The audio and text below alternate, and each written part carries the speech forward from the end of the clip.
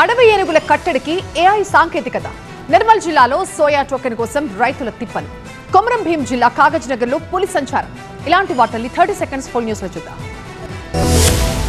ఏపీలోని వివిధ ప్రాంతాల్లో పంట పొలాలు ధ్వంసం చేస్తున్న అడవి ఏనుగులను కట్టడి చేసేందుకు సరికొత్త సాంకేతికత అందుబాటులోకి తెచ్చింది ప్రభుత్వం. ఏఐ టెక్నాలజీ ఆధారంగా సౌరశక్తి సాయంతో ఈ వ్యవస్థ పనిచేస్తూ ఏనుగుల సంచారాన్ని గుర్తించి వాటిని భయపెట్టి పంపించి వేస్తోంది. సహజ సిద్ధమైన నిరోధక వ్యవస్థను చిత్తూరు జిల్లాలో పైలట్ ప్రాజెక్ట్ కింద ప్రారంభించినట్టుగా డిప్యూటీ సీఎం పవన్ కళ్యాణ్ వెల్లడించారు. అడవి ఏనుగుల సమస్య పరిష్కారానికి కర్ణాటక ప్రభుత్వంతో మాట్లాడి 4 కుంకి ఏనుగులను రాష్ట్రానికి తీసుకువచ్చారు. గ్రామాల్లోకి చొరబడిన అడవి ఏనుగులను కుంకీలు అడ్డుకొని అడవులకు మళ్లించాయి. దీనికి తోడు ఇప్పుడు ఆర్టిఫిషియల్ ఇంటెలిజెన్స్, మిషన్ లెర్నింగ్ సాంకేతికతతో పనిచేసే సరికొత్త వ్యవస్థను ఏనుగులను సంచరించే ప్రాంతాల్లో ఏర్పాటు చేస్తున్నారు.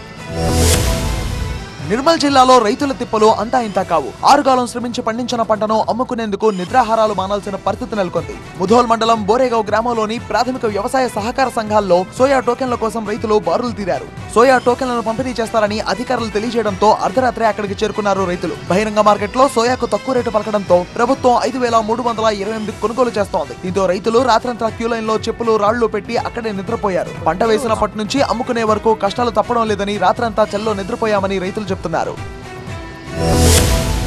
కొమరం భీం జిల్లా కాగజ్ నగర్ మండలం అంకుసాపూర్ గ్రామ శివారులో పులి సంచారం కలకలం రేపుతోంది. పులి పాదముద్రలు గుర్తించినట్టుగా అటవీ శాఖ అధికారులు తెలిపారు. నందిగూడ, వంజిరి, బురదగూడ, చారిగాం గ్రామాల ప్రజలు అప్రమత్తంగా ఉండాలని హెచ్చరించారు. పశువుల కాపర్లు, రైతులు, వ్యవసాయ కూలీలు జాగ్రత్తగా ఉండాలని, ముఖ్యంగా రాత్రి వేళల్లో బయటకు రాకూడదని సూచిస్తున్నారు. ఒంటరిగా పొలాలకు వెళ్లొద్దని, పులి సంచరించిన ఆనవాళ్లు కనిపిస్తే తమకు సమాచారం ఇవ్వాలని అధికారులు సూచించారు. పులి సంచారంతో శివారు గ్రామాల ప్రజలు భయాందోళనకు గురవుతున్నారు. అయితే పులి వల్ల పశువులు, మనుషులకు ఎలాంటి హాని జరగకుండా ముందస్తు చర్యలు తీసుకుంటున్నామని అధికారులు తెలిపారు.